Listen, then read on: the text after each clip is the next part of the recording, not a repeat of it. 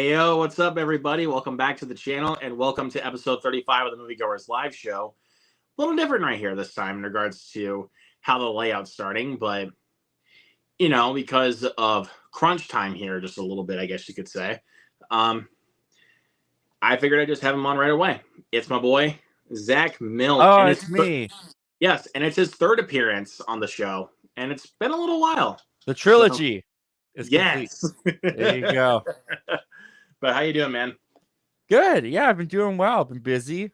Lots going on, but yeah, keep moving, keep going. It's been well. Yes, there you go. That's a good way to say it, man. But Still watching movies. Still taking the time to do that for sure. That's my man. I mean, I've done 2 double features already this month, like in regards to movie theaters. I've already done 2 double features. What were they? So back on April 5th, I saw The First Omen, and then I saw Monkey Man. Okay, you did those back to back on the same day? Yep. Nice. Back to back. I easily preferred Monkey Man. Like, even though I love The First Omen, I definitely preferred Monkey Man. Yeah, Monkey Man was cool. I again, another one I didn't love as much as everyone else loved, but it was cool. I enjoyed it. If you guys are wondering, like, what do you mean by another one? We were talking about a little bit about The Beekeeper off stream, so right. So that's why. So in case anybody was wondering, so preface. Context is key. Yes. And then on Friday, I did a double feature of the new Guy Ritchie film, The Ministry of Ungentlemanly Warfare, which was a lot of fun. That was a lot of fun. I mean, Henry Cavill was freaking great in that movie, dude. I still got to check that one out. Haven't seen it yet. And then I saw my number 6 favorite movie of the year so far in Abigail. Loved it, dude. It was so much fun. Too. I knew it. That is my second favorite. 2. That is my second favorite movie of the year. I was actually kind of looking through your Letterboxd scores for movies this year, dude. I knew that one was your number 2. My number 2. Good. I loved it. I absolutely loved it. So much fun. Like this is how my top 10 would go down as of right now, because again, it's gonna switch every now and then, but this is just as it is right now. Number 10, Roadhouse, the remake. I loved it. I really liked that one. That was a fun one. That was so much fun, dude. I mean, is it dumb though? Yeah. Yeah. Isn't that the point? It knows it's dumb and it's awesome. And dude, Conor McGregor was freaking hilarious in that movie. Oh man, yeah, he was a beast. I loved his villain. He was awesome. Yes. Number 9 is The First Omen. It was great. Number 8, because this guy right here is asking for my impression. What's up, Ethan? It's the Beekeeper. He protects the hive. Nice. So yeah, my number 8 is The Beekeeper, and that is currently my most rewatched movie this year. Seen it 3 times. Sweet. Just got the Blu-ray, so I should be going out to get it on Tuesday, I think. Nice. After I get done with work, I will. Do you not think I'm not going to own The Beekeeper? Like, I expect you to own everything. I mean, dude, look at this. Nice. I have 2 copies of Crank. That's sweet. Well, technically 3 though, because I have the 6 film collection set that has both Crank and Crank 2. And speaking of which, I also have this. Look at you, you're cranked out. No pun intended, by the way. Who says? Who says no pun intended? I know that was a pun intended, but again, just no pun intended. Like, it's not clearly a pun. Like, I don't think a pun was really intended for that there, Zach. Just saying. Like, sometimes you gotta fake it till you make it, you know.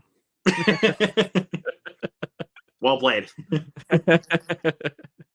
And then number 7, this might come as a shock to you, man, but my number 7 is Lisa Frankenstein. Nice. Okay. Hey, that movie is a lot of people's top 10, top 3. I've seen a lot of people love that movie. I'm curious to rewatch it. I don't know when I'll rewatch it, but I'm curious to rewatch it. That'd be like a perfect Halloween staple. Like, that'd be like your perfect like Halloween guilty pleasure in some ways. In some ways, yeah. There was aspects of it I definitely liked.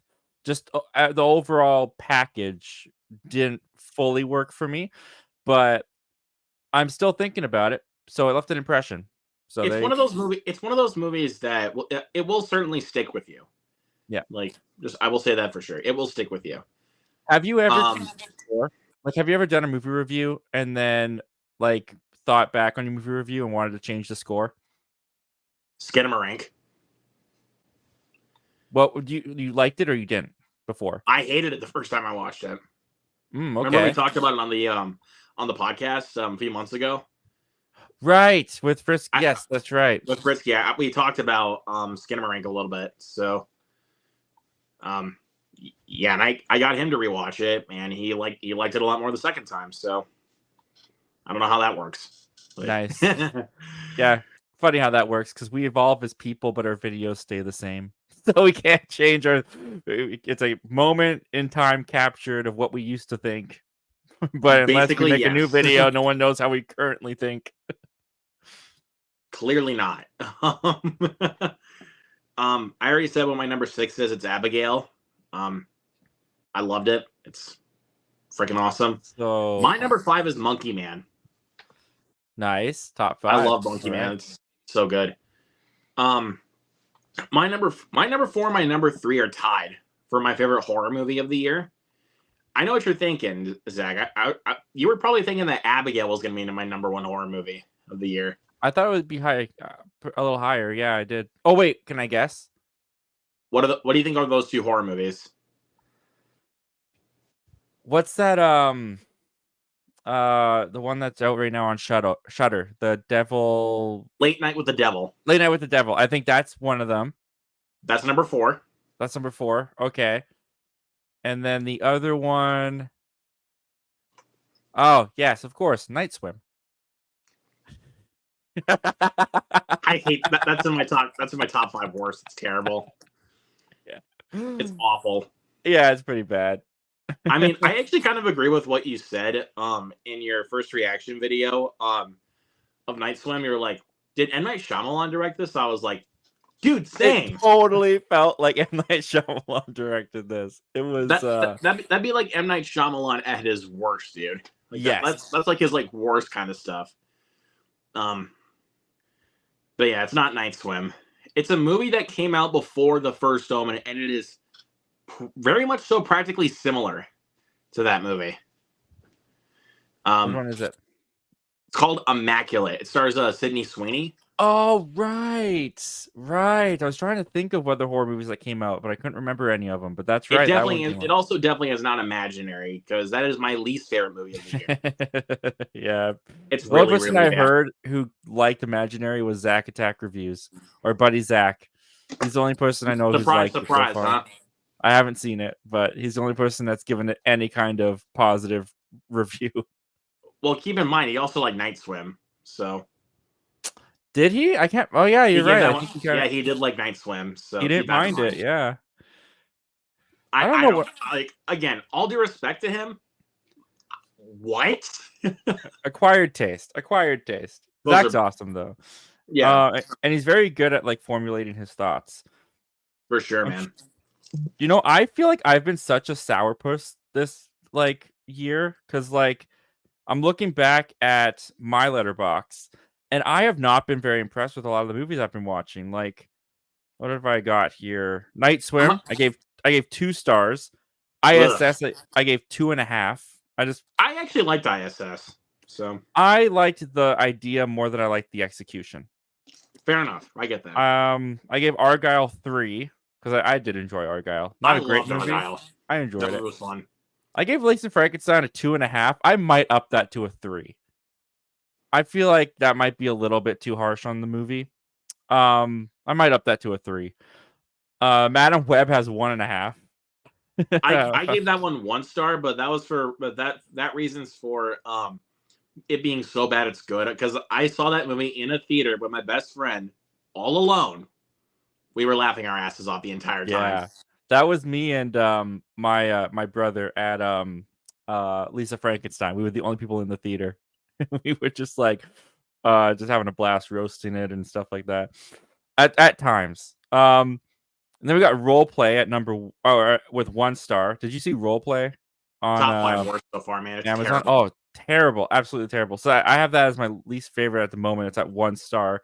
Dune Part 2 is my only 5. I've only given 1 5, and it's Dune Part 2. That's actually my number 2 so far this year. We'll get to my number 1 in a minute, because I know you've seen it. Yeah, for sure. This is probably my most controversial review I've done this year, but I gave Spaceman a 1. I have it at a 1.5. I don't like that movie at all. Okay, so we're on the same page. Dude, people were not happy with me in my comment section. Boring. Like, what is there investing about Spaceman? It's so boring. I was not into it at all. It was so dull. Ricky's to Nikki, I have 2.5. Same here. It's got good performances and a couple of good laughs for sure, and it's well made. Yeah. Man, what a stale comedy. Yeah, it's pretty stale. It wasn't enough. Kung Fu Panda 4 is a 3. I feel pretty decent. I love Kung Fu Panda 4. That was so much fun. I thought it was the weakest of the movies so far, but it was still good. But not I kind of flip flop between 3 and 4 as the worst one in my opinion. I kind of flip flop. I actually like 3. I like 3 quite a bit. I love all of them. Like, yeah, 2 is the best by far for me. 2 is their peak. I think I would have to give it to 1, but respect. Yeah, I respect it. Fair enough, man. So Damsel, another one. I got 4 stars. That's a little controversial too. I didn't care for it all that much. I thought it was okay. It was really boring. It was really boring for the first half, but as it got to the second half, it picked up. Yeah, I enjoyed it quite a bit. My dog's in here messing up crap, so I'm just doing a little spy check. Yeah, just doing a little. What are you doing? Hey, what are you doing? You want to be on camera? Yeah. You got the crave to be a star. Get out of here! Get out of here! Get out of here! Steal my spotlight. Where were we at? Damsel. Godzilla X Kong is. What did I give that? Oh, I gave it a 3.5. Interesting. I thought it went higher than that. That one's at number 11 for me so far. Yeah, I enjoyed that one. That was fun. I have plans to see it again on Tuesday. Nice. The Beekeeper, I have 3. Fair enough. Stars. It was good. Roadhouse is 3.5. Really enjoyed that one. Dude. It's so fun. Monkey Man's at a 3. Fair enough. Good. And then Abigail is a 4.5. I think there was one you missed. Did I miss one? You missed 2 of them. Oh, you know what? I know what I missed because I didn't put it in my diary. The diary section of Letterboxd, I didn't write it down. Was Civil War. That's my number 1. I was not too into it.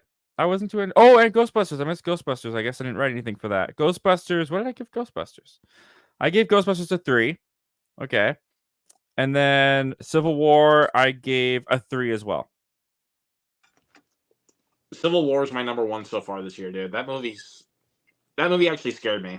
Like, yeah, I mean, I don't know if I'm not really up to date with like politics, and I don't live in America, so I don't know what the temperature or whatever is over there with that kind of stuff. Yeah, I get you. Yeah, but the movie itself, I thought was just kind of. It felt like a zombie apocalypse movie, but you replaced the zombies with the Civil War in the background. And I just found that it didn't have much substance to it. And I didn't really care for any of the characters. So it just didn't hit me. It didn't really strike me, but I don't want to take away anything from anyone that it did, because I know that a lot of people, especially in America, were very affected by it. So it's doing its job. It just didn't impact me. That's fair. That's totally fair. I mean, like I said, it's my number 1 so far. Like, it really, really got under my skin, like, quite a bit, dude. Like, yeah, the Jesse Plemons scene was the best one. What? The Jesse Plemons scene was the best part because it was the most terrifying. Scene I was going to talk about. Was the scene with Jesse Plemons? That scene made my skin crawl, dude. Like, whoa, man. Oh, and he played it so good. Jesse Plemons is amazing, man. Like he knows how to play a dickhead. The movie. He really knows how to play a dickhead. I mean, have you seen him in Breaking Bad at playing as Todd? Yep. Total douchebag. Freaking Todd. But I think he may have topped that with Civil War. Like, yeah. Like when he shot those 2 guys. Spoiler warning. When he shot those 2 guys because they were not American per se. I was like, dude, I, Todd is freaking child's play compared to you. Like, I mean, like Todd was a I child. would have wanted to snatch that gun from him and just shoot him right there. Like, yeah, oh, he's man. just despicable. Yeah. And also Ghostbusters Frozen Empire. I actually just saw that one again yesterday with my dad. Oh yeah, I saw it. Yeah, I know. Shocker. I saw it twice. I enjoyed it. Like, I'm not a big Ghostbusters I had a lot of fun fan, with it but... too. I liked that it was a much more story-driven movie. Like, yeah, that's also what I loved about Afterlife, is that it was more story-driven rather than just focused on ghost busting. yeah, and it was kind of an original idea for the Ghostbusters franchise. You had the original cast in there pretty well. It was back in New York. It was pretty cool. Mm-hmm. Hey, also, I loved Kumail Nanjiani in Frozen Empire. He was freaking hilarious. Yes, totally stole the show. Absolutely stole the show. Mm-hmm. You're stealing the show now. What are you doing? Huh? What was your favorite movie of the year? Huh? Hey, Rory. Hey, what was your favorite movie of the year? Huh? Yeah. No, that Is It Cake's not a movie. I know. Get out of here. One of the things she's watched this year, you know. I think the dog was gonna agree with me and be like, if the dog watched The Beekeeper with you, she'd be like, yeah, The Beekeeper. Like, Oh yeah, she'd love it. She's sadistic. She'd love all the violence. sometimes they use fire to smoke out hornets. Yeah, but that's my year so far. Lots of twos, lots of 2.5s, lots of 3s. That's fair. I mean, let's see. My 7 through 1 were my 5 stars so far. Like, I know I'm kind of going a little overboard with that. Like, I know it's my opinion and all, but I've been trying to kind of take it down a little bit because last year I gave way too many in my book. I gave way too many. So I mean, hey, it's that if that's how the movies hit you and that's how your opinion was, don't apologize. You know. I know, but that's again, how it hit you. But then again, though, because like I know, like deep down, I'm gonna get flack for that, and I'm just like, guys, come on, really? Yeah. That's Sorry, man. why I'm just gonna run and put her in the room real quick because okay, go ahead. Getting a Man. little Go loud. ahead. So I'll be right back. Here just a second. I'll wait for you.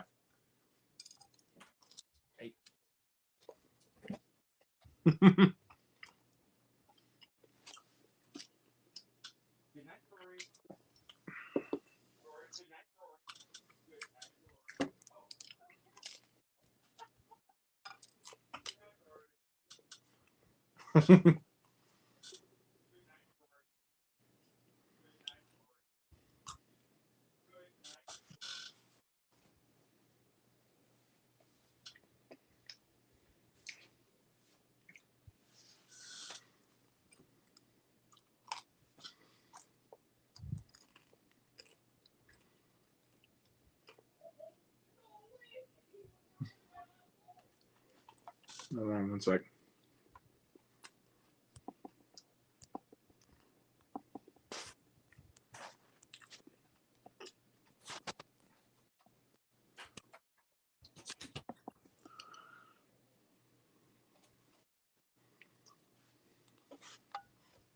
All right, he's back. I'm back. Sorry about that.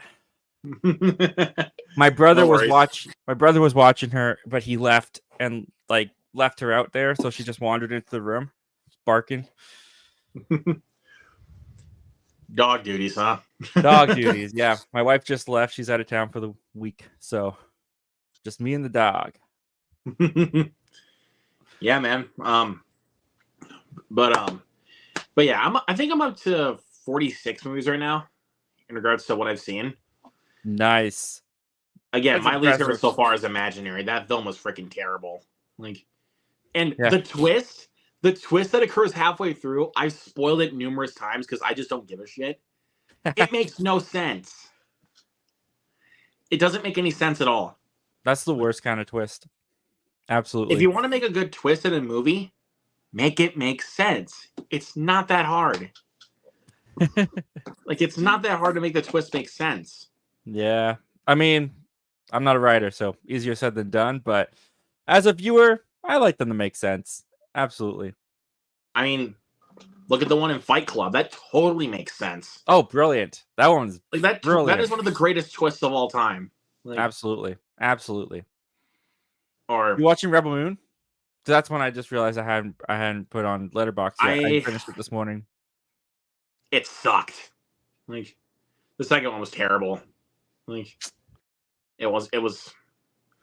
Oh God, I don't think I'll have any more interest in the franchise than on. Yeah, I didn't hate it. I mean, fair. I'm glad you didn't hate it, but didn't say I liked it. I didn't say I liked it, but I know you didn't say that. I never said you did. Like, yeah. No, I didn't hate it. It was. I mean, I'm gonna do a review for it later, but it did. Yeah, I'm with you. I'm not interested in seeing any more of this. And then them saying they're going to release the rated R Snyder cuts. Get out of here with that bullshit. Couldn't care less. Don't want it. Yeah, let's see the comments here. We'll see if it actually even happens. Jacob's in the chat says, "Who has the first trilogy of live streams?" That's true. That is true. So Zach is making the second trilogy of it. So those can be better. Just saying. What's up, Jared? Good to see you, buddy. Man. What's up, Lance? Always good to see you. Says, just saying what's up. Enjoy both your channels. Thank you, dude. I appreciate that. Thank you so much, Lance. It's been a while since we communicated. So good to see you on here, man. Hope you're doing well. MVP. What's up, Drew? He is the MVP, man. He doesn't sleep. He just spends his days on live streams. He's awesome. Yes. He's everywhere. He's on every single live stream. And I'm like, bro, that's the dedication right there, man. I know. I love it. So dedicated. With the trailer for Transformers 1 out, here's a Transformers question. Do you think Revenge of the Fallen is the absolute worst movie of 2009, or were there worse? I can't remember 2009 movies. I can look up some. That's a big question to ask. Yeah, let's not worry about that, though. But in regards to worst ones in the franchise, I think I give it to The Last Night. Like Age of Extinction. You can't beat that one. I hated that one. The humor in The Last Night just infuriates me more than anything in Age of Extinction. Like, what? That's fair. Yeah. That movie just wouldn't end. By the time they went to China, I was like, are you freaking kidding me? They're just not going to stop. Like, yeah, I hated that. Like, so that much. was just... Like, that was just Michael Bay, like, lucid dreaming. Like... That's basically what Age of Extinction is. It's Michael Bay lucid dreaming. Like, yeah, no, it's the worst one for me by far. I mean, I'm looking at the 2009 worst movies for IMDb, and in 2009, I haven't seen this, but I think many people will put this over Transformers: Revenge of the Fallen. Dragon Ball Evolution came out. Oh, yep, that was it. Yep. So yeah, I think a lot of people would put that as the worst of 2009. Yep. As soon as he said that, yep. Let's move on from that. I don't want to talk about it. I'm going to blow. Oh my gosh. G-Force came out in 2009. Oh, that's crazy. What's up, Sully? Good to see you. Says new Deadpool trailer coming out tomorrow, boys. Yes. I'm so excited. I'm excited, not super excited though. I saw the trailer for it a few times in the theater and I'm like, looks good. But again, I'm not like, oh my god, this is gonna be the greatest thing ever. No. I think it's gonna be a lot of Wolverine. That's what I'm looking forward to. I'm seeing Wolverine. I mean, yeah, for sure. But again, I'm not like everybody else where I'm just like over the moon about it, Fair. I'm more excited for Twisters. Yeah, a lot of people are, for sure. I'm so excited for that, dude. That looks so fun. And bro, Glenn Powell's playing the Carrie Ellis role from the original movie. Right. That's awesome. And he's my dude. Like, I gotta go out and support my dude. Like, I mean, I loved him in Top Gun Maverick as Hangman. Like, yep. Fantastic movie. Yes. I'm also excited for his movie that he's doing with Richard Linklater called Hitman, coming out on Netflix. Oh, interesting. I haven't heard of that one. Richard Linklater? Yeah, Richard Linklater's directing it. Oh, cool. I love that man as a director. So he's ambitious. Boyhood was very ambitious. I love Boyhood. I respect him for that Dazed and one. Confused. I don't Dazed think and I've Confused seen is that one. great. He did the Before trilogy, Before That's Sunset. right. I Before, love yeah, the I Before trilogy. love those movies. Yep, very good. Um, Me, my, oh no, what is it? It's me and Mr. Wells or Orson Welles. Me and Orson Welles. I think that's what it's called. I remember Eddie recommended that movie to you. Yep, and I watched it, and it was good. Zac Efron. It was really good. I know he did A Scanner Darkly, which is actually my favorite of his. Really, really cool movie. Trying to think of what else he did. Everybody Wants Some, which is actually the spiritual sequel to Dazed and Confused, also with Glenn Powell. Oh, cool. So, my real introduction, can I actually be real with you? My real introduction to Glenn Powell is actually with The Expendables 3. Oh, really? I didn't even, I mean, I saw that movie, but I did not recognize that was him in it. Yep, he's in it. That was definitely earlier Glenn Powell, but like now he's definitely in his prime after Top Gun. Yeah, he's killing it. Big name in Hollywood. I mean, he was also in the rom-com Anyone But You, which was hilarious. Yeah, I heard good things about that one. Dude, that movie made bank at the box office. Yeah, I was more than really I think impressed with what they did. But I mean, to be fair though, all the box office numbers were, for a lot of people, was because of Sydney Sweeney. Like, she was like pulling in big bucks, dude. Like, yeah, tell that to Madam Web. I think that they were. This is also why I think she's a good. This is also why I think she's a good sport, because if you watch Saturday Night Live, she hosted about a month ago. I saw that. Yep. So she said, I am Sydney Sweeney. You may have seen me in Euphoria and Anyone But You. You definitely did not see me in Madam Web." Yeah, I remember that. I was like, that was you funny. A good sport, my friend. Yes. I love those kind of jokes, man. I love when they can poke fun at themselves. Well, that's only because she knows it's bad. Like, yeah. I mean, even Dakota Johnson knows it's bad. Like, yeah, I made her quit comic book movies. I mean, you could say that already. But Deadpool, super excited. Cannot wait for that new trailer. Yes, I'm excited to see what they got with that trailer. I mean, but as I was saying with like I said, with the box office numbers for Anyone But You, Immaculate also did really well opening weekend. Like, and that's an indie horror movie. So nice. I felt like her fan base just skyrocketed after Anyone But You. Like, yeah, I mean, it definitely is when I started to notice her being talked about more on Twitter, for sure, is when Anyone But You came out, because I didn't really hear about. I didn't even know who she was when, I thought she was like a model or something when she started popping up all over my Twitter. I was kind of confused. I didn't know who she was, but yeah, apparently she's been around for a while, and now she's really getting her big moment. So good for her. I'm here for it, man. I'm here for it. I just wish he did a better second movie for me to see in the theater. Yeah, her introduction for me was Madam Web, so that's the first thing I ever saw her in. So my introduction to her was actually with the movie on Max that came out last year called Reality. I didn't even hear about that one, but I don't have Max. It was all right, pretty boring. I personally don't have Max. Canada has Max, but I don't have Max. But I didn't care for it really all that much. But Sydney Sweeney was fantastic in the movie, though, to be fair. Like, nice. She was great in the movie. That's actually what really elevated it for me. Other than that, though, I didn't care for it. Like, fair enough. But see, the Filminator's in the chat. What's going on, man? It says, I'm excited for Kingdom of the Planet of the Apes, A Quiet Place Day 1, yes, and Deadpool and Wolverine.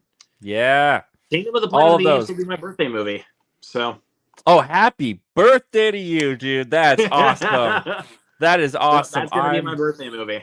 I am so excited for Kingdom of the Planet of the Apes. Oh, man. The trailer came on before Civil War. I hope they don't screw it up, dude. I really hope they don't screw it up. Oh, man. I mean, even if it's crap, it's going to be gorgeous crap to look at, because it was, that trailer before Civil War, man. It's like, give that the Oscar for visual effects. Just the trailer alone was mind-blowingly stunning. Yeah, man. I'm really, really excited. I actually am also planning on starting to watch Euphoria, because I've heard really good things about the show. And I mean, I've heard really good things about the show, but everything I've heard about the show does not sound like it's for me, so I won't be watching Euphoria. But yeah, a lot of people out for myself, like that one. So. A lot of people like that one. So yeah, I mean, for sure, man. But let's see. I'm trying to think of what else we got coming up so far right now, because we got Challengers next Friday, which I am seeing. My theaters. I'm on the fence, but I'll probably end up checking it out. I mean, I love the Good Guadagnino. I loved Call Me by Your Name. I really enjoyed his Suspiria remake, and I loved Bones and All. So okay, I didn't see any of those. Bones and All with Timothée Chalamet. Yeah, that was the cannibal movie, right? The cannibal romance movie. Yeah, I didn't see that. My theater didn't take that one, and I just never got around to watching it. So, yeah, I loved that one. And then we got The Fall Guy the week after. That looks like so much fun. Oh, that looks great. I cannot wait to watch The Fall Guy. Yeah, Ryan Gosling, comedic role. I'm there. It looks awesome. Like a nice little romantic comedy, and like nice little action romantic comedy with Gosling and Blunt. So, like, that sounds like fun. Nice. I always love that part in the trailer though, like where he runs to the edge and he's like, "Nope, too dangerous. Gonna take stairs." And he starts getting shot at. I think he just jumps off onto the boat. Yes.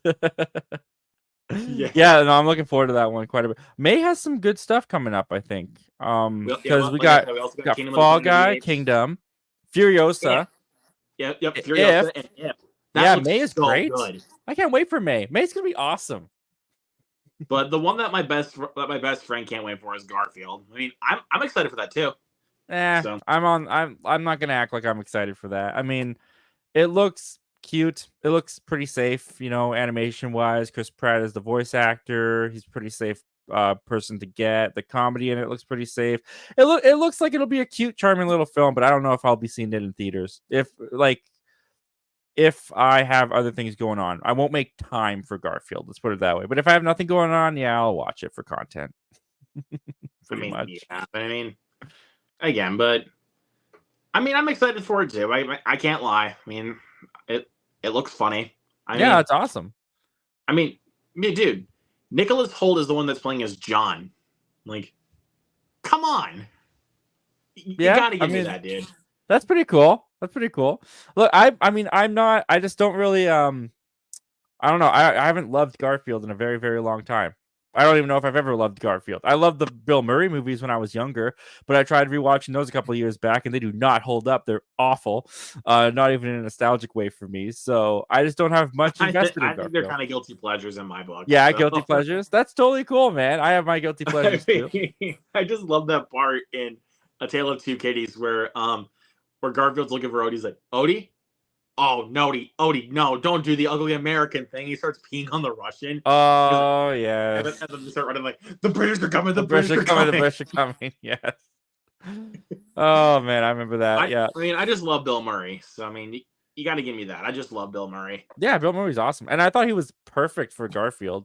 The voice casting there was perfect. I mean, I even loved him in Frozen Empire, so there's that. Like, whenever he was on screen, I love that he didn't give a crap whenever he was on screen in Frozen Empire. That was what I loved. It was just like Bill Murray being Bill Murray. Tall, dark, and horny at 12 o'clock. Frozen Empire, dude. Frozen Empire, I think, is getting a little bit more of a bad rap than it deserves. I really enjoyed that movie. That was so fun. Like, I mean, I also love. I mean, even though Patton Oswalt was in to be a plot device, I still thought he was really funny. Like, yeah, in that one scene that he has in the library. I mean, yes, I know it's for him to be a plot device, but I mean, he's still delivering good comedy. Like, yeah, because I mean, it's Patton Oswalt. I mean, he was freaking Remy in Ratatouille. So come on. Yeah, like, he's great. He's great. But I mean, you also can't go wrong with Dan Aykroyd. Like, he was also another show stealer. Yeah, he was good. Probably him and Ernie Hudson were the most original Ghostbusters in the movie. They were in it the most as the original Ghostbusters, and they were good. I liked their storylines that they gave them. But I will agree with everybody's complaint that there is a bit too many plot lines shoved in there at once. Oh yeah. No, it's not. It's not I will agree with that for movie. Sure. There's a bit too many plot lines. Yeah, Like, for sure. If people didn't like it, I get why they didn't like it, but I enjoyed it. yeah. But I mean, the ghosts still look good. Like, I'll give it Yeah. that. The And ghosts still look the good. final, like the big ghost that they're going after was actually pretty terrifying. Pretty cool design. Yeah, I mean, I'm and again, I'm just glad they're kind of morely focusing on Phoebe's story with this new set of Ghostbusters movies. Yeah, Like basically both Afterlife and Frozen Empire are basically her story. absolutely. And I'm like, cool. Like we're actually getting to learn a little bit more about the granddaughter of Egon Spengler. Like Yeah. which arguably was my favorite character in the original Ghostbusters. And she's a very good actress too. I've been enjoying her stuff. McKenna Grace, yeah. McKenna dude, Grace, yeah. Dude, she's been acting for years, dude. Like she's been acting like since she was like 5, I think. Like, Yeah. Very she's been talented. killing it, dude. Dude, Alicia Weir in Abigail Oh, blew me away.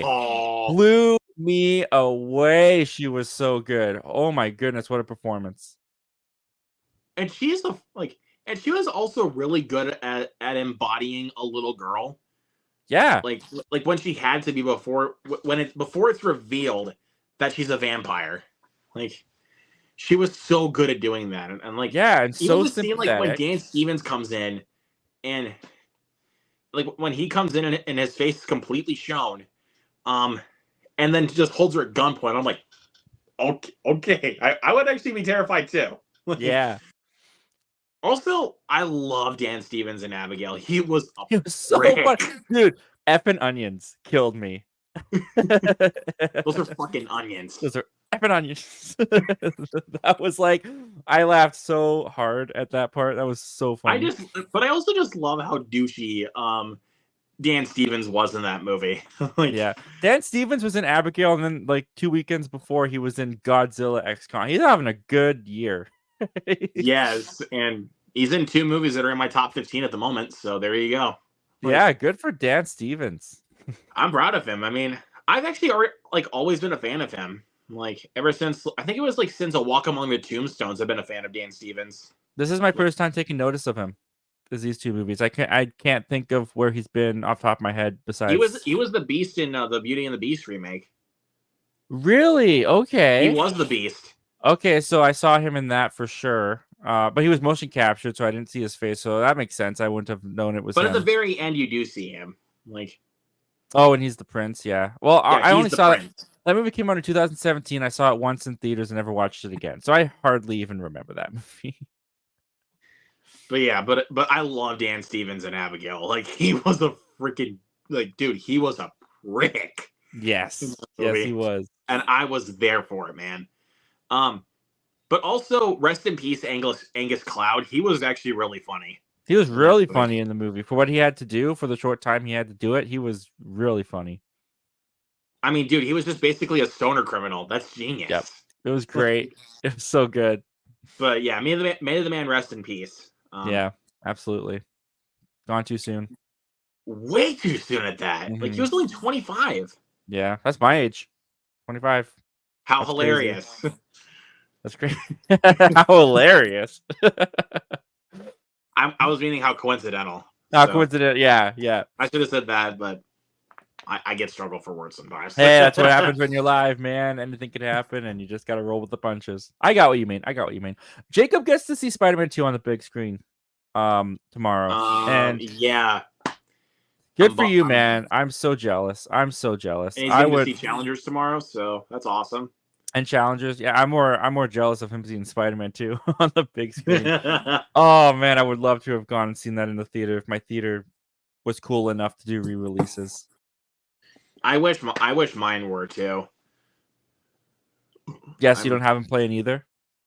No, they don't. But I did get a couple of re-releases in mine. I did get a re-release of Hocus Pocus.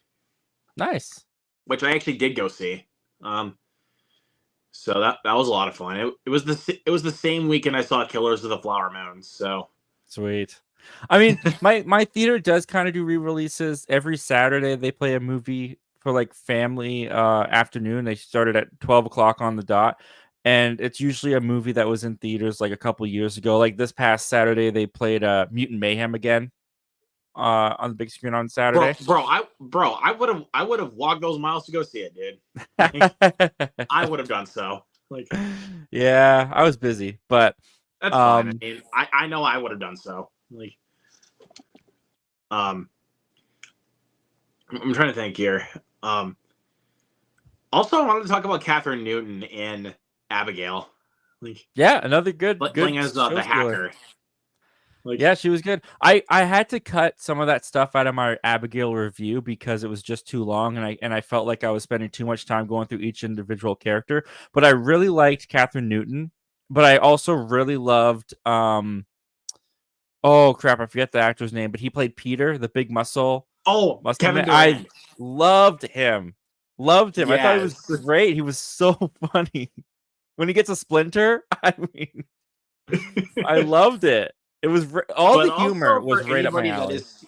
But also I just want to say, for anybody that is squeamish to movies like this, don't see it because it is very gory. Like, yep, very gory. Lots of bodies exploding. More so near the end. Actually, it wasn't as bad as I thought it would be for gore. I'm someone who doesn't. I know, but like the bodies exploding, I was like, okay, this is a lot. Yeah. Like, but they also did that same kind of effect. Exploding in that, when I saw the bodies exploding, I was getting a flashback to the priest exploding in Renfield.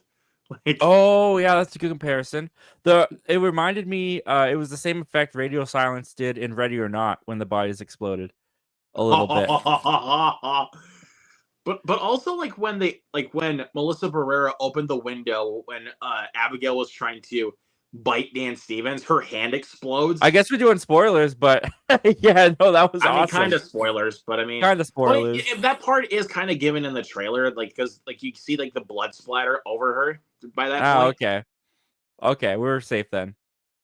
Yeah, that was awesome. I love the way it played with vampire lore. I love the way that it played with what we know to be familiar tropes and myths of vampires, but they were like, some of it's true, some of it's not. It really kept me on my toes of like, oh, like what actually works on this vampire. I thought it was great. I thought the whole thing was very well thought out.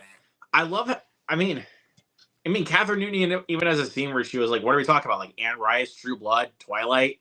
Yeah, very self-aware. I love the self-aware humor in it. I mean, but that's what I love about Radio Silence is that their movies are so self-aware. Mm-hmm. But you're in for it. Like, they know what kind of movies they're making. Like, that's why they were so good for Scream. Yes, exactly. It sucks they're not doing the 7th one. Yeah, that 7th one's gonna go downhill. I'm calling it. Like, I wouldn't be surprised. We'll see. But again, also this scene was given in the trailer, so it's not a spoiler. It's that scene when Catherine Newton goes into the back room and she falls into the pool of bodies. I was like, oh no, that is disgusting. That was pretty gross. There was actually a couple of times I even considered looking away. Like, really? You? I know. That's surprising to me. Because that was just too gross. Like, interesting. Okay. It was a muddy pool full of bodies. It was gross. It's funny though, because like a bunch of flies going around, and I was just like, oh no. I had the opposite effect. Like, I actually didn't think it was as grotesque as I thought it was going to be honest. Like, it was bloody and it was gross, but it wasn't like too bad for me. Like, I had no problem looking at all of it. So I'm surprised because you're like the horror guy. You like watch all the Saw for crying out loud. I mean, there's even a couple moments in both Immaculate and the First Omen that actually almost made me end up puking. Wow, really? I'm not joking you. They almost made me puke. I don't know if I could ever watch those. You watched The Terrifier too. Well, the bedroom scene almost made me puke as well. So there's that. Fair enough. But you probably don't care at this point about for the First Omen. Like, you probably don't care. No, I don't care. I mean, I don't know how long has it been out for. Couple weeks. Oh, okay, yeah, you're probably good for spoilers then. So it's the scene when the main girl named Margaret, she is pregnant with two kids. Okay. So basically, obviously, because it's a church, they have to do some sacrificial kind of shit. Okay. So everybody's watching. So when she's basically giving birth, they have to cut open her stomach. And you Mm. see it happen. You see them cutting open her stomach and taking the babies out. Oh wow. That Graphic. almost made me vomit. Like, and also when another woman is giving birth, you see the demon hand coming out, and I was just like, oh no. Oh, that's Like, wild. The miracle of and there's life. another scene in like Immaculate's been out for about a month, so um so there's a scene after they bring Sydney Sweeney to the car. There's this person that because blood is on the bed sheets. Like, I'm not joking. Blood is on the bed sheets Okay. because she's about to give birth. Somebody puts their face into that blanket filled with blood, Oh, and I was just like, "Why would you do that? That's disgusting." a little gross. I know, dude. Like, those movies are crazy. Like, oh man. Yeah. See, that's not like that's just not really my cup of tea a lot of the time. So that's probably why I don't really care to watch it. But yeah, Abigail was just so much fun. In my review, I watched it back in the edit and I was just like, you know what, whatever. I'm not going to re-record this. I kept calling her Abigail. Big mistake there, my good sir. I kept saying Abigail, Abigail, Abigail, and I was like, "Are you kidding me? How many times do I said it so many times? I just left it in. I just left it in the video. Because you were just like, I don't got time for this. Yeah, pretty much. I was like, "F it, man. I already recorded it. It's like 11 o'clock at night. I work tomorrow. I'm just gonna leave it." Dedication, though, dude. Just saying. Yeah. I mean, trying. I'm You got trying. somewhat of dedication right there. It's funny. I looked it in the comments. I was like, count how many Abigails you can find in this video. Zack Attack said he found about 7. Hilarious. Yeah. Good times. Good times. Abigail. Oh goodness. God, dude, people would be cringing at that shit. Probably. Yeah, probably. I find it funny. I think it's hilarious.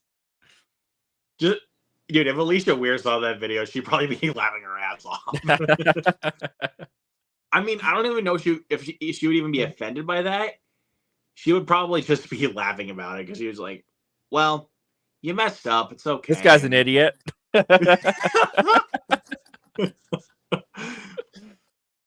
Again, jokes aside. Yeah.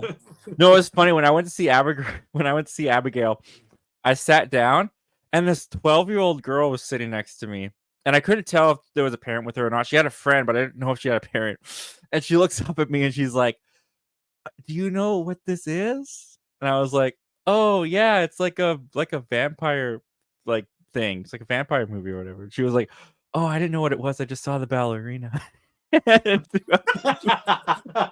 She left like 4 times throughout the movie, like during like the attack sequences. I was like feeling bad for her, but she kept coming back in. So I was like, "Hey, good for you. You're sticking this one out as much as you can." But not the ballerina movie you thought it was gonna be, was it?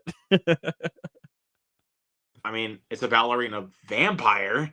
It's a ballerina vampire. I guess she didn't see the trailers. Or even like the fact, like when Alicia Weir just like covered up her face and then just goes like, yeah, that the reveal. reveals her form in the trailers. Every single time, like, I'm not even joking to you. Every single time I see that, it scares me because I'm like, oh, okay. Yeah, it's good. It's good. Like, even the first time I saw the trailer, like, because the first time I saw the trailer was when I saw The Boys on the Boat, which, by the way, just it's whatever. I saw it during ISS. They played it twice. What, The Boys on the Boat? No, the trailer for Abigail in front of ISS. Yep. They played that one twice. Yeah, it was really funny because my wife went to see ISS with me, and she doesn't like horror stuff. So the Abigail. Oh my gosh, the Abigail trailer. The Abigail. Know what? I'm just calling it whatever it is. The Abigail trailer came on, and my wife was like, "I'm leaving. Tell me when it's over." So I saw the trailer wrapping up, and I texted her, "All right, it's over. Come back in." And she came back in and sat down, and then the screen went black, and then it came on again, and it was the same trailer. It was Abigail again. And she had to leave all over again because they played it back to back. I guess there wasn't enough movie trailers or something at that time because it came out what, January, February? I can't remember when ISS came out. It was But January. yeah, I guess they didn't have enough movie trailers for this year coming out, so they just played Abigail twice in front of ISS. I'd never seen it happen before, or since, for that matter, since that happened. That's happened once to me. Yeah. Actually. It was when I saw Five Nights at Freddy's. First they played the trailer for the Marvels, then it was Argyle, which by the way, that movie was good. I don't care. I liked Argyle. Thank you, Zach. I appreciate it. Dating on Oral, that was awesome. Yes. Doesn't make any sense, but it was dumb. Awesome. Yeah. Like, it's certainly dumb, but it's like, do you guys not know Matthew Vaughn? like he's known for making dumb movies. Like, and then Night Swim, which, yeah, that one sucked. And then they played the trailer for the Marvels again. Like, oh wow, okay. They didn't play it back to back like yours did for ISS. They just played it after the last two trailers, and I was like, "Is this gonna be something different? Is this something I've never heard of?" At that point, wouldn't you know that it's space all over again, and then like Carol Danvers, prodigal child of the Milky Way. At that point, it's like, don't worry about trying to fill your quota for trailers. Just make the trailers shorter so we can get to the movie faster. Like, you don't need to fill your time. The entire theater was sold out though when I saw Five Nights at Freddy's. It was entirely sold out. Yeah, they're fast tracking that sequel, huh? I'm really excited for the sequel. I mean, I loved the first one, so I know not a lot of people did. I did. I'm a big fan of the games. So awesome. But I was actually going to point this out. Because like I said, like you know that I've been doing the watch-alongs. I've been on a huge Jason Statham kick after The Beekeeper, like a huge kick. Yeah. Because I mean that's why I have the Crank movies, dude. You're not gonna believe this. Hold on. Look at all this. Oh wow! Is that all Jason Statham? All movies that either star or involve Jason Statham. Not counting Collateral, by the way. Wow. Because Collateral, he only made a cameo in as the taxi driver. Ah, and you're just like going through that whole stack. There's only like one in the stack that I have not seen. So nice. So let's see. I mean, obviously we got the Fast and Furious movies. Yep. He was wasted in this one, just saying. He was wasted. Oh yeah, absolutely. Like after he drives off and then he's just gone for the rest of the movie, I was like, well, what the fuck? Like, come on. I love Jason Statham. You did me dirty. Yeah. I enjoyed Fast X for what it was. It was fun. It was, I mean, I've kind of gotten a little harder on it as time has gone on. Yeah. I've started to like it less. I still kind of like it, but I will admit it's not very good. Like, yeah. Fair enough. This franchise has just gotten way out of control. Oh yeah. Like, can you give me that there, Zach? This franchise has gone out of control. Dude, they rode down a dam as it exploded. Of course it's gotten out of control. They went to freaking space in a car that should have exploded. Yeah, it's gotten too far. But I didn't like Fast 9. F9 was bad, but that film was terrible. They go off of a cliff to the next one and not a single scratch on the car. And also, when Vin Diesel jumps off of that truck that exploded because of Cypher's jet and launches that one of those sides into the jet, he jumps off and he lands on his arm and just does a couple of rolls. No scratch, no bones broken. He pulls a whole building down with his own bare hands. It's ridiculous. What does he become? The freaking Terminator? Close to it. I can't stand F9. That movie's terrible. Yeah, I didn't like it. I didn't like it very much at all. But then we got the Expendables movies. So here's 1, 2, and 3. 2 is the best one, in my opinion. Fair enough. I'm not really a big fan of any of them. I mean, they're not your kind of movies, so that's fine. Yeah. But then we got this. I heard it was really bad. And that's putting it lightly. It is one of the worst films I saw last year. I couldn't. This movie pissed me off, dude. And I feel like I even felt bad saying that, honestly, after I left because I was a big because like I said, I love Jason Statham, but my God, what were they thinking with this? Yeah, that sucks. Like the Expendables movies are known for mostly practical stunt work and fun action. This movie is filled with really terrible CGI blood and god awful green screen. Like the green screen, you can instantly tell. Like you can tell it's easily green screen. It's on Amazon Prime right now. I was kind of tempted to watch it the other day. Just like, why not? Just don't, Zach. Take my word for it, man. I'd only do it so I could have an opinion on it. I wouldn't do it because I feel like it. I wanted to see for myself if it would actually be somewhat decent. Because I saw Jacob's review for beforehand. Shout out to you again, buddy. And he gave it an F in his review, and I was like, "Ooh, let's just see." I should have just listened to him. You know, terrible. Jacob knows what he's talking about. Some more people need to listen to Jacob. Not all. Okay, I do trust him a lot, though. I do. I love his reviews. Shout out to Jacob. I love his reviews. Yeah. And then here's the 6 film collection I was talking about right here. That has Wild Card War, The Bank Job, Transporter 3, and then the 2 Cranks. Cool. And then here these are. The Meg. Yep. And The Meg 2. You did it.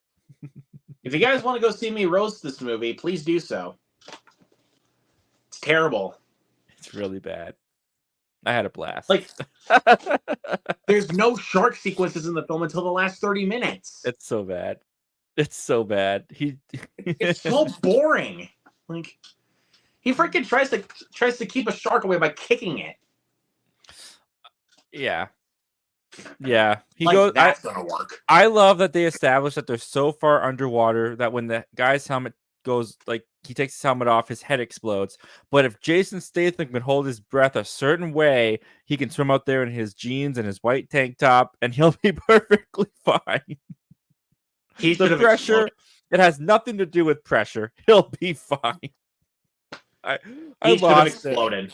Oh, absolutely. It was the stupidest. Because even Sully told me when he was on here at one point, they make Jason Statham with no suit on go outside of it and swim to the other side. He should have been crushed like a sardine. Yep. Yep. Absolutely. It's not about like your breath. It's the pressure. It's the pressure of the water. God, I hate Night to the French. It's so terrible. I wanted to leave that theater when I was watching it. I could not tell you how many times I got up. It's terrible. I believe it. Then we got a little movie called Killer Elite. Okay. It's got him, Clive Owen, and Robert De Niro. So, good trio. Cast. Yeah. Speaking of good cast and a kick-ass action movie, The Italian Job. Ooh.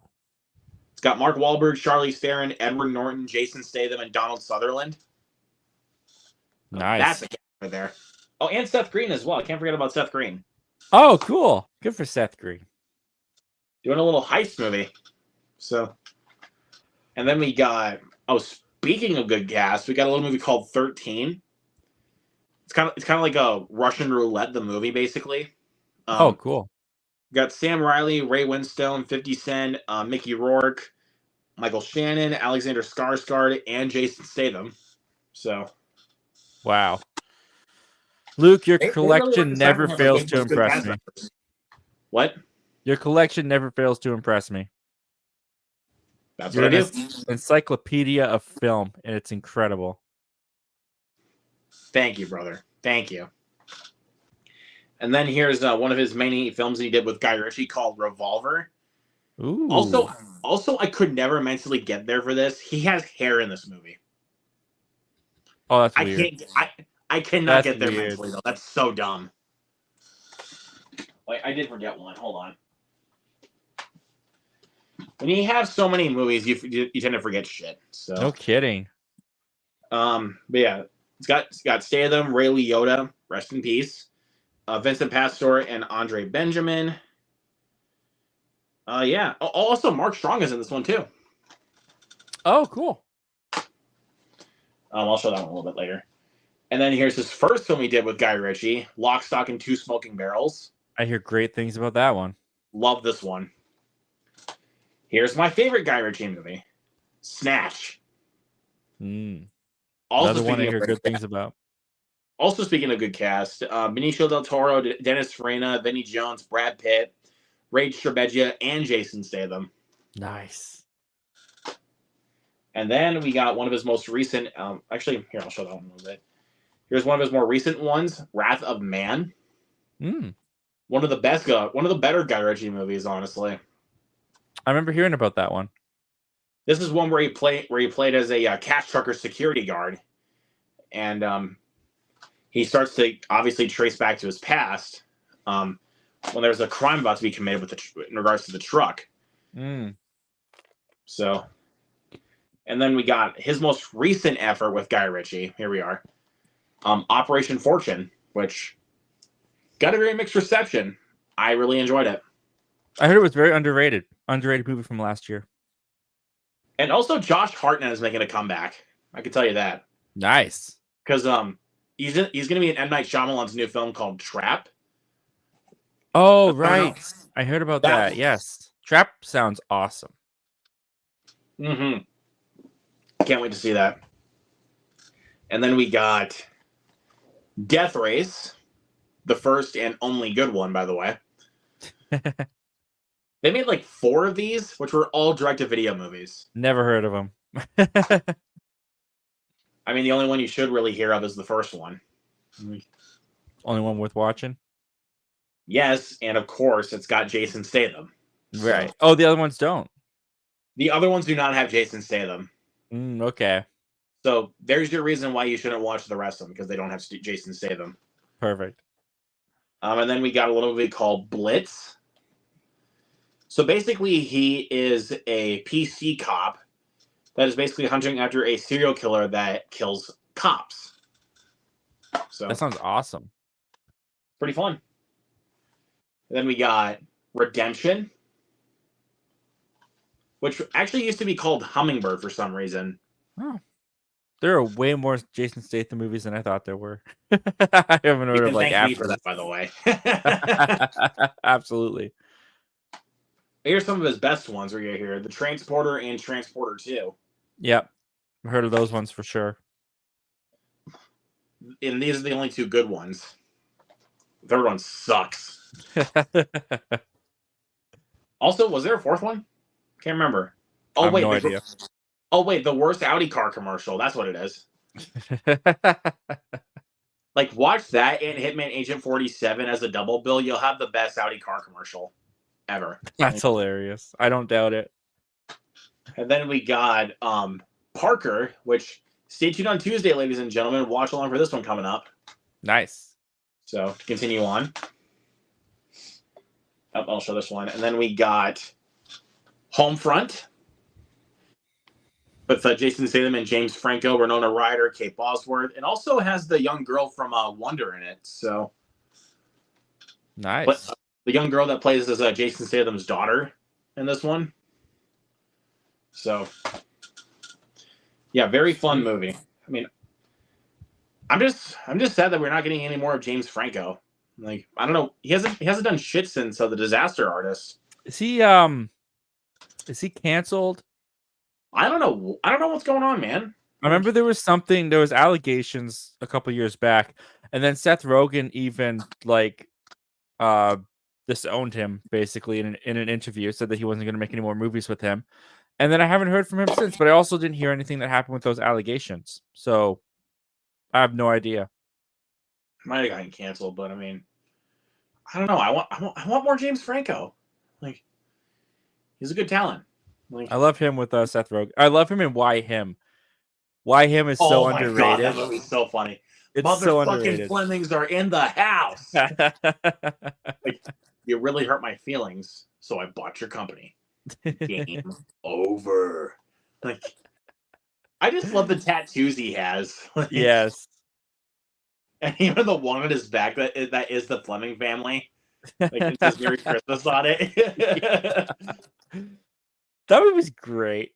I gotta watch that one again. That one's underrated, actually. No one really I talks really about like that one.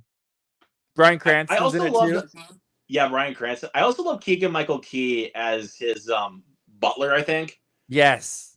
I love Keegan Michael Key in that movie. He's so freaking funny. Everybody calm down. Like with this like really over exaggerated accent. Like Yes. Oh, that's a good one. Yeah, I do miss James Franco now that you mention it. I would totally watch more James Franco. yeah. And then we got I'll show these. Then we got The Mechanic. Yep, heard of that one. Pretty brutal. This one's pretty brutal, dude. Like I mean, there's a scene in this movie where he sticks a woman's hand in a garbage disposal. Ooh. That's also kind of solidifies one of the reasons why I love Jason Statham is that whenever he goes after his victims, he does not give a shit about how he takes them out, dude. Yeah. Like he was just like, I don't care how I take you out, you're going down no matter what. Same I mean, way even in The look at some of the Beekeeper. kills in The Beekeeper. Like he Yep. does not care how he takes him down. Like isn't it like one of those like phone machines that you use like at like schools and everything that you use to call people, kind of thing, like that they Something use like at the call that. center. Yeah. Like he basically throat punches the guy with it. Yes. And I was like, my man. Like, I mean, dude, he yeets a guy off of the bridge with his truck. Yep. Strapped to his truck, dragged across the pavement into the river. Yep. He's like, and then he picks up the guy's phone and is like, "Who do I have the pleasure of speaking with?" He's like, "Fuck you." Lights That's a who. girl on fire at the gas station. Oh, the flammable honey. That's Yep. right. That's one part of the movie I kind of wish they kind of left in because it was in the trailer and they cut it out, which I thought was stupid. It's the daughter of Miss Parker saying honey, and then this other guy's like, it's flammable as fuck. Who knew? I wish they kept that in the movie. Oh yeah, I guess they didn't. I don't remember that line. I guess that's right. It's in the trailer, so I don't know why they cut it out of the movie because that line was actually pretty freaking funny. But I was going back to that scene for a second. When he's on the phone with Josh Hutcherson, which by the way, he was a great villain in that movie. He was freaking hilarious. It was cool seeing him around again. I haven't seen Josh Hutcherson in a while. And him playing as this kind of pissant villain, like whenever you see this guy on screen, you have nothing you want to do with him except punch him in the face. And that's when you know he's doing his job. Absolutely. I mean, bro, he's just like, I told you my name. It's fuck you, Mr. Fuck you, and you better fucking remember it.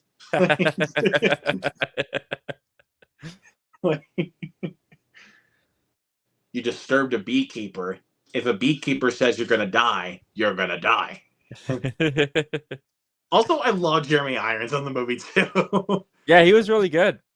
He was really good. I mean, but obviously we know who the real show stealer is. It's obviously, of course, Jason Statham. Yeah. Do you think we're getting a sequel? The way that they ended the movie kind of leaves the doors open for a sequel. Yeah. I want to see a sequel. Also, I actually really liked the last couple of minutes, like when he breaks in, when he actually gets his way into the room where Josh Hutcherson's in. Mm-hmm. And the way that the FBI was after him, I will admit that on first viewing was a little confusing in my book, because I was like, do they want to kill him? Because I could tell that Miss Parker's daughter didn't want to kill him. Right. He was just trying to stop him before things got way out of hand. And people were like, "Oh, why is the government involved?" Well, because of the money that the call center took away from Miss Parker. That's why I was like, because it's like that's government insured money. Right. So So obviously the government's going to get involved. Yep. And politicians are going to get involved too. Yep. It made sense. It totally made sense. Also, that scene he had, like, he also this fight scene he had with like this like big brute with a fake foot. Like, don't you remember that scene? In the hall, yeah. Yeah, the Yeah, that hallway. was awesome. He kept stabbing him in various places. That was awesome. And he would not go down, dude. Yeah. He held on. I loved that about the movie. That was actually pretty awesome. Great action. It was a great action movie. I mean, sure. it's David Ayers, so I mean he's bound to make some good action sequences. Like, yeah. And would you agree that was David Ayers? That's David Ayers' best film in a while. Like, would you agree with that?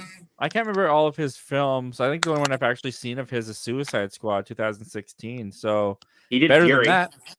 Oh, he did Fury? Yeah, he did Fury. Oh, I would have liked Fury more than I liked Beekeeper.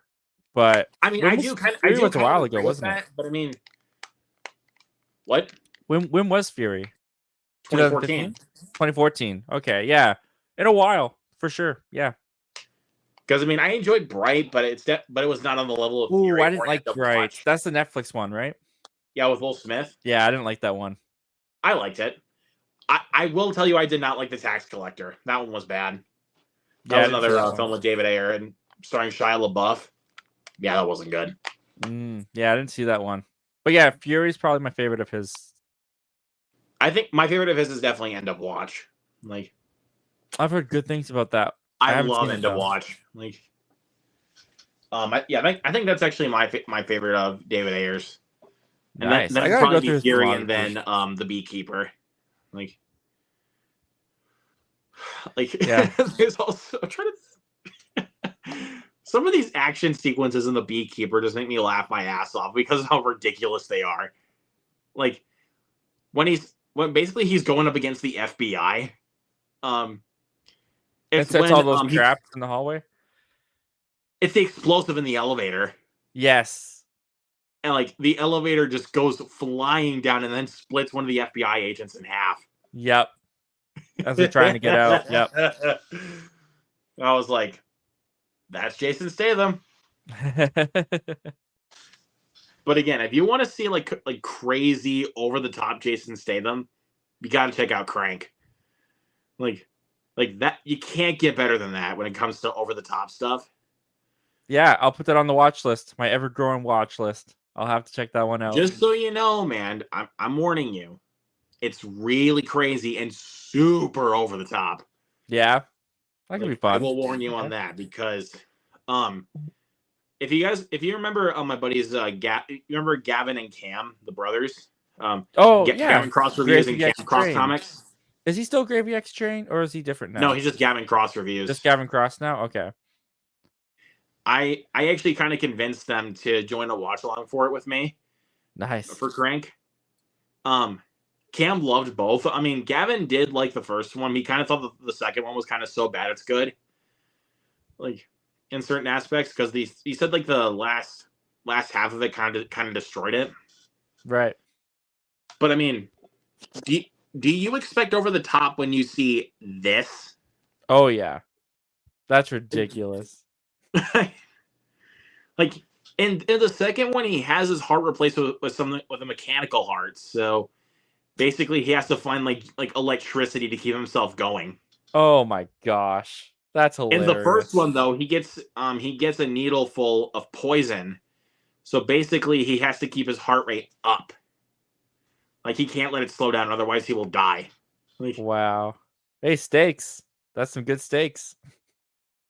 But again, though, very over the top. Like, I mean, he freaking slices a guy's hand off with a meat cleaver and then shoots him in the back of the head with his hand still on it.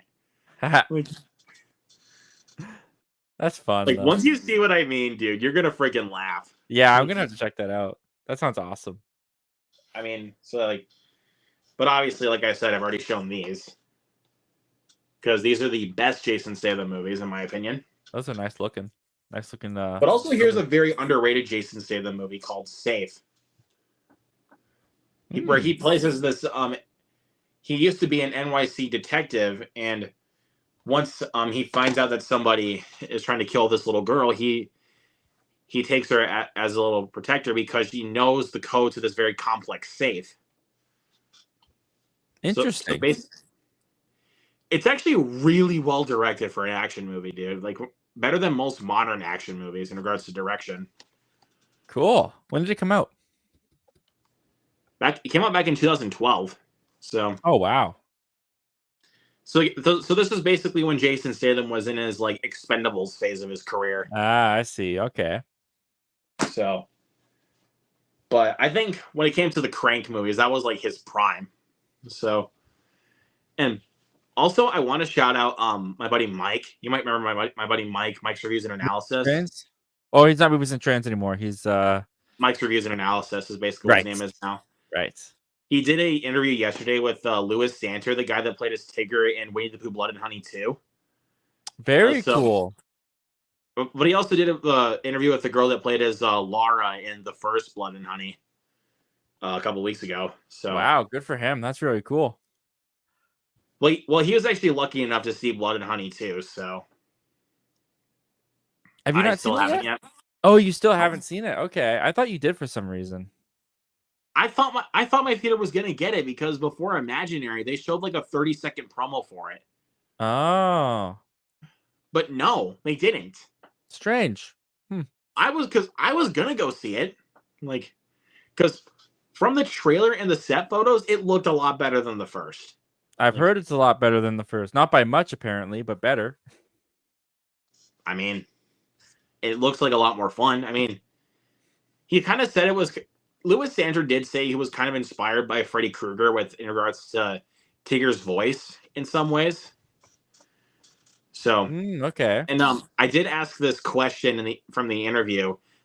He said, so I asked, if you were to go up against an action movie star, would you rather go up against Arnold Schwarzenegger or Jason Statham? And he even said, like, I would not want to go up against Jason Statham because he is such an animal when it comes to fighting. And he even pointed out Crank, and I was like, and he's like, oh, Crank is actually a good movie. Let's go check it out. And I was like, my man.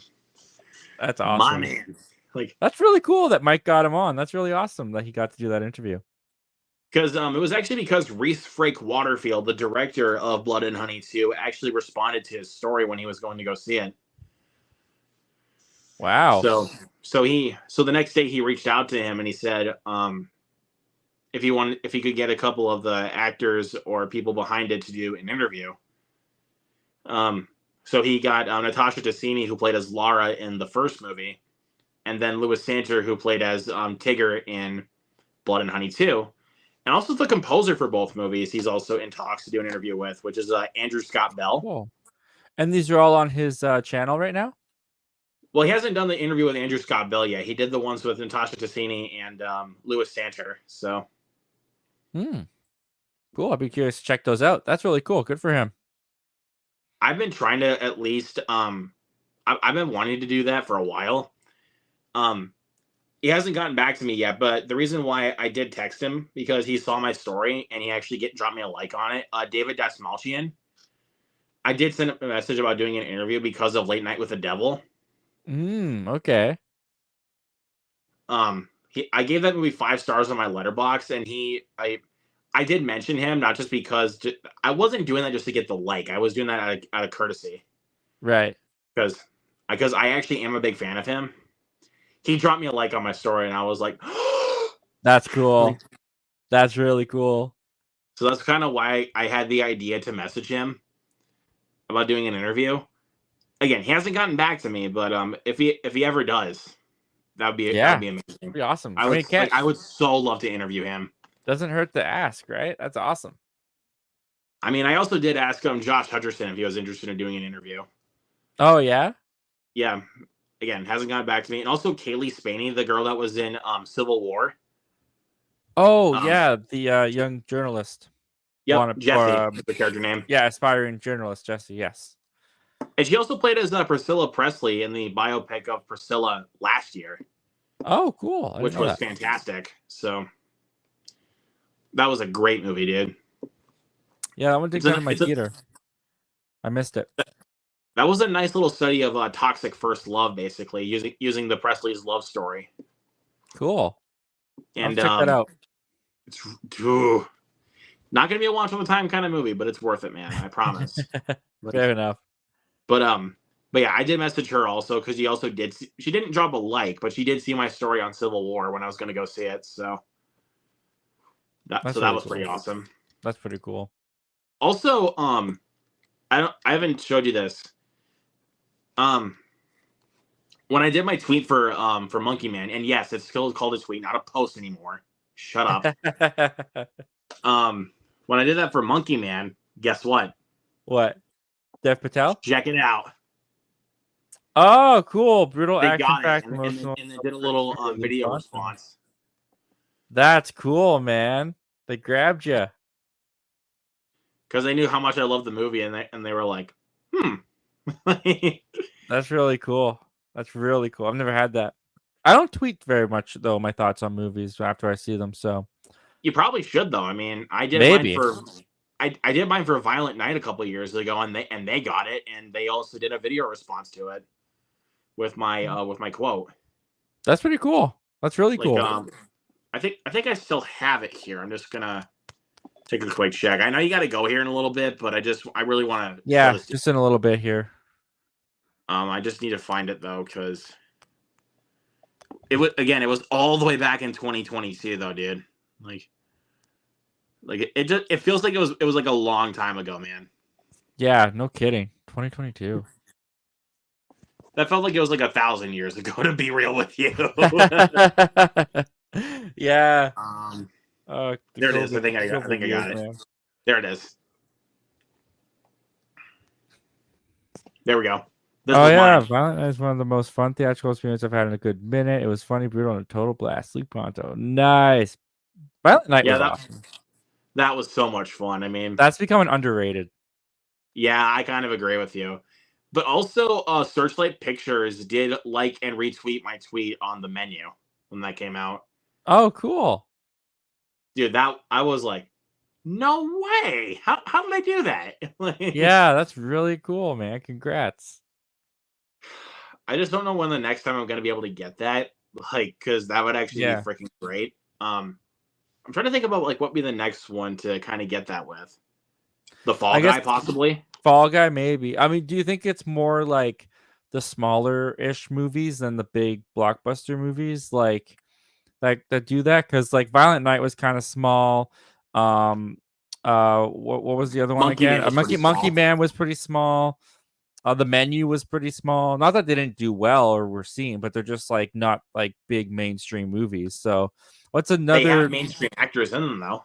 That's true. That's true. So what's another kind of movie like that that's coming out that might not? I don't know.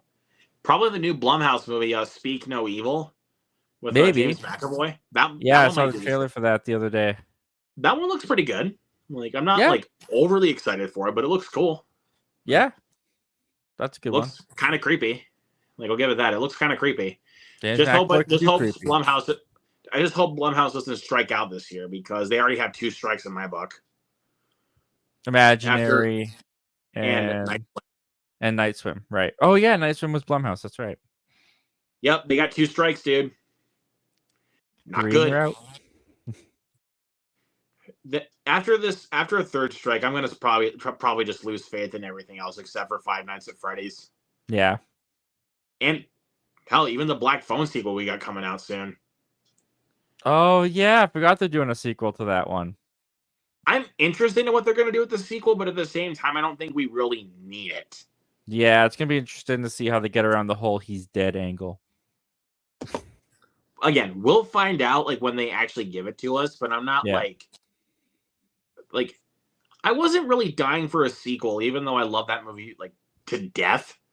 I wasn't really like biting for the fact for a sequel. Yeah. Because the way the film ended was like perfect. It really was. That was a great movie. And I'm glad I recommended it to you. You did. And I'm glad you did, because I loved it. Because I remember in 2022, I think You have that one in your top 15, I think, for your list. Might have been. I don't remember. It might have been. It might have been my I'm just top trying to 10. call back to it for some reason. I don't know why. Because Yeah. I remember the last time when I watched that video, you had to get your number 15, and I was like, my man. For movies, it might have been even higher because I do TV, documentary. Everything I watched is on there. So if you take the TVs and shows and stuff out of that, it might have been even higher. I don't remember. But I mean, also, I was so happy about your number 1 from last year. The Holdovers. Yes, I was so happy to see that. I was like, I love that movie so much. I love it, love it, love it so much. I'm so happy that Davine Joy Randolph won the Oscar for Best Supporting. I was so happy. and I think, correct me if I'm wrong on this, but your number 2 from last year, even though I was able to see it this year, is also my number 2 from last year. Godzilla -1. That is correct. That is correct. That was my number 2. I love that movie. I cannot tell you how, like, I was a mess leaving that movie. Like, I was actually, like, when the last 30 seconds came around, dude, I was bawling. Like, Really? I'm not even, oh God, no, don't do that. Like, I'm even gonna cry now just thinking about it, dude, because that movie made me bawl like a baby. That movie is so good. I love that movie so much. I gotta pick that up on. When does it come out on Blu-ray? It's probably not. Is it? I It's don't gotta be know, out on man, Blu-ray. because they said they were gonna put it out in the U.S., but but apparently that hasn't come to fruition yet. Ah, man, I love it so much. I I want want it to on my own shelf it. now, please. It's Like, the only It's the Godzilla movie that made me go, I think I might like Godzilla movies. And then I tried to watch the older ones, and I was like, maybe I just like Godzilla -1. well, maybe also the ones in the MonsterVerse too. Yeah, the Monsters ones. I like the 2014 Godzilla movie. Not a big fan of King of the Monsters. But then the Godzilla and Kong movies are kind of fun too. So Those are fun movies for sure. yeah, very different from Um, -1 though. and if you compare the New Empire to -1, I hate to break it to you, but you're an idiot. Yeah, you can't do that. They're not the Like, same they're audience. not the same movies. Like, if you just go in ready to compare it to -1, take an IQ test. Yeah, Like, just gonna say that. No minus offense to anybody, just saying, but that's the truth. Like, -1 was trying to go back to what Godzilla was when he first started in the first movie in 1954 or whenever it was. yeah. So, but I'm trying to remember from. Oh yeah, my number 1 last year was Past Lives. Easy. That was my number 5, I think. 5 or 6, I can't remember. It was, but it was probably my most emotional movie last year. I cried at the end of that one for sure. Well, I cried at the Movies. Holdovers. I liked Past Lives quite a bit though. Yeah, that was my favorite movie of last year, though, man. It was so good. Could it be for the second year in a row that A24 could probably be in my number 1 spot? Could be. What was your number 1 spot? Civil War. Civil War, right? But Right. we The also Iron got Claw was good the Iron last Claw year. was fantastic. I love the Iron Claw. Yes. Talk about emotional wrecks, dude. Like, that's another movie where I was just a mess at the end of it. Yeah. Spoiler alert. When Carrie kills himself, dude, I was bawling, dude. Like, I'm not even joking you. Yeah. Like, I was like, no. And the phone call before and everything. Yeah. and then just Bad. after, like, when the father shows up, I was like, beat him. Beat him.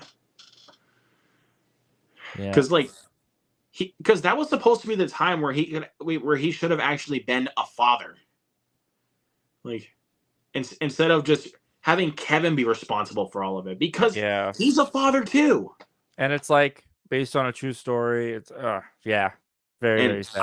I did do some research about Carrie Von Erich. He actually did commit suicide. Yeah.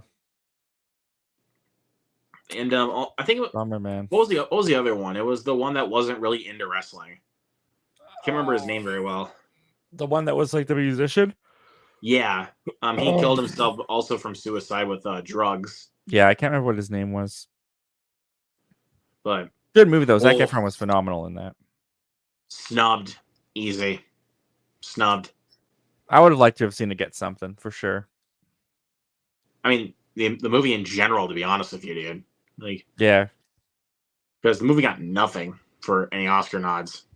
Yeah, very disappointing. Very disappointing. I would have not even Priscilla or hell, even Dream Scenario didn't even get anything for the Oscars. Oh, I missed Dream Scenario. I heard that one was good. You love Nicolas Cage though, don't you? Oh, who doesn't? You're probably gonna love that one then. Yeah. Just saying. Great. It is a bizarre movie though. Don't get me wrong. It is a bizarre movie. But I'm looking forward to it. Yeah, I gotta check that one out. I was supposed to jump off 20 minutes ago. I'm sorry, man. I have to get going here pretty quick. I know, but I mean, but again, that's what happens sometimes when you get into good conversations. When you have fun. When you have fun, time flies and you don't pay attention. Exactly, man. Like, the best part. Which, but yeah, we'll call it here. So thank you to everybody that came in, and thank you, Zach, so much for coming back, man. This was a blast. Yeah, sorry I couldn't stay for as long as I usually do, but this was fun. Appreciate you, man. Appreciate everyone here watching too. Yes, absolutely. And tell them where they can find you, man. Yeah, you can find me on Zach Milne Talks Movies YouTube channel, right back there. I do movie reviews. I do movie rankings. I'm getting more into that. And we do a live show every Wednesday, 7:30 p.m. Pacific Standard Time. Zach Milne Talks Live. We break down the movie news going on in the entertainment business, and we just chat and have a good time. We'd love to see you there. If you love talking about movies, consider joining our little community. We'd love to have you. Absolutely, man. And also, we can't also forget one of the movies that we've always quoted every time we talk, like, is there more to life than being really good looking? Yeah, Zoolander. I recently watched it like a couple months ago, man. It still holds up. It's so good. What is this? A center for ants? Ants. Yes. How can we be expected to teach children to learn how to read? They can't even fit inside the building.